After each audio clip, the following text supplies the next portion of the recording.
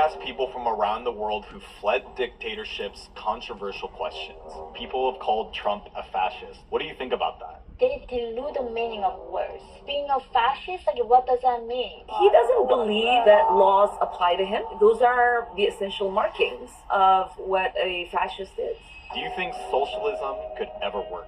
Absolutely not. No, I don't think it will work. It's just against human nature. And I think those people who defend socialism, they do without having any understanding of what it means to live under those regimes. There's been a lot of talk recently, whether during elections or on college campuses, around democracy, fascism, and communism.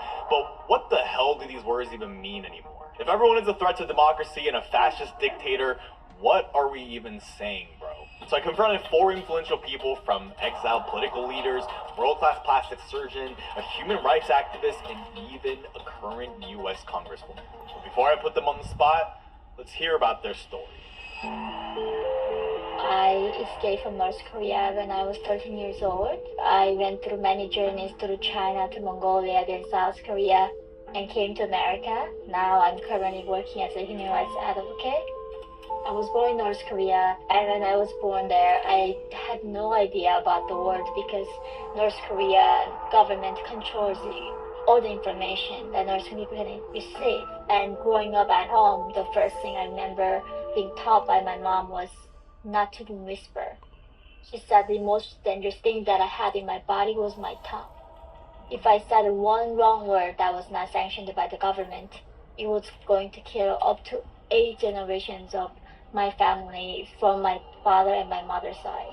So believe that I lived in the socialist paradise, that I had nothing to envy, but the reality was we were starving. Basically, when I was 13, I couldn't find any more insects or plants to eat, and that made me to escape to China with my mother initially. So I am Dr. Sheila Nazarian. I am a board-certified plastic surgeon now practicing in Beverly Hills. And I escaped with my mom and my sister from Iran through the desert into Pakistan and then eventually to the US. The Iranian Revolution was in 1979, which was the year that I was born. Shortly after the Iranian Revolution, where the Shah fell and the Islamic clerics kind of took over, the Iran-Iraq War started 1980 to 1985, and there was bombs flying in, sirens would go off. In 1985, my father said he was going on a medical mission, got permission from the government to go to Vienna, and left me, my mother, and my sister's passports with the government so that, this wasn't an escape attempt. One day, my mom took me and my sister to the bazaar. We were put in the back of a covered truck. And then, in that manner, made our way into the desert to cross the border into Pakistan. We spent one night in the desert. The border police saw us and they began to shoot. So we all got in the back of the truck and sort of, at that point, turned the headlights on because we knew that we'd been seen, and the smugglers were able to evade the border police, and we made it into Pakistan. And after 3 months, we were finally able to get visas and reunite with my father in Vienna. Wow, that's a crazy story. Holy crap. Venezuelan opposition leader Leopoldo Lopez was imprisoned last year for his role in violent anti-government protests that left more than 40 people dead. Spent 7 years of imprisonment in total. So I spent the first 4 years in solitary confinement in a military prison. Then I was sent to house arrest. From house arrest, I called for protests again. I was sent back to military prison, then back to house arrest. And I escaped with the help of my custody and other military members, with police and military members. And it was in the context of a legitimate, popular military uprising against the dictatorship of Nicolás Maduro. Things didn't go that way, the way we wanted that day. That took me to Spanish embassy, where I stayed the next year and a half. And at the end of 2020, I escaped the embassy in Venezuela. I'm Congresswoman Ilhan Omar. I represent Minnesota's 5th Congressional District. Can you tell me about your experience of how you escaped dictatorship in Somalia? When I was 8, the country decided to kick out the dictatorship of Siad Barre, but it didn't just do that. they ended up having a civil war.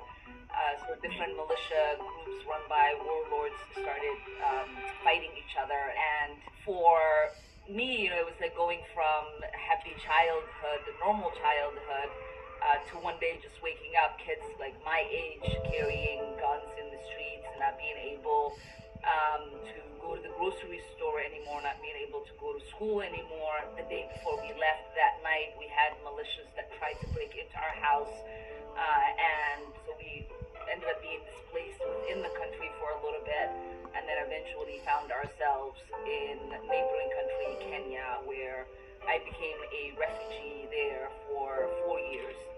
And when I was 12 years old, we got the opportunity to come to the United States, and that's how I got here in 1995. So before we get into the more controversial questions, I'll tell you now what I think, because it might change by the end. I feel like the more I leave, the more I learn about the U.S. We like to think that other countries are weird with their smelly food and weird people, but I think more so we're the weird ones, because I don't think many of us know how good we have it. Because yeah, say all you want about the American dream dying, but trust me, people are still seeing this place as a land of opportunity. And it's true, but we're also becoming a country where our citizens are becoming more divided, dumber, and done with our systems, where an alleged murderer today is probably our biggest hero.